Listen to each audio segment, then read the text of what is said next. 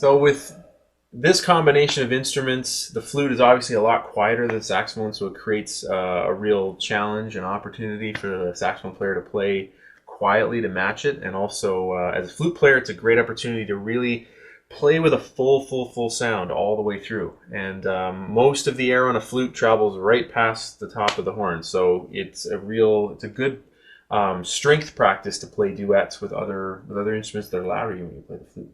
What are some of the things you were thinking about as we were playing? Wow, as I was playing it's true what you say about the flute. You know, they I don't play much flute, but my saxophone flute playing friends like you have told me that it'll make me a better saxophone player because you do lose so much of the air going off the instrument. You have to become very efficient about how much air you're putting in. So as a saxophone player playing with a quieter instrument, one of the beginner one of the not beginner but one of the first tricks that I used to play quieter is just take a smaller bite on the mouthpiece.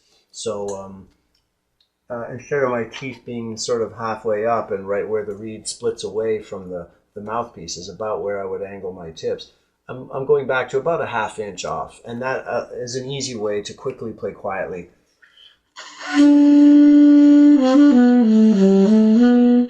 Now I put my teeth back in the other place.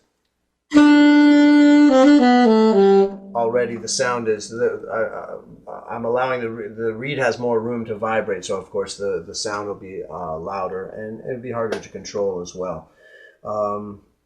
Ideally, you want to be able to practice in the same set position and be able to play at all dynamic ranges, and especially for a lot of us living in cities or anywhere you live, you know, the saxophone can be a loud instrument to practice, and you don't want to bother the neighbors. So one of the things is one of my teachers had always said, you know, you should be able to play everything that you can play now at a normal volume. You should be able to play at a quieter volume. And of course, sometimes our reeds give us trouble, or it's depending on the humidity.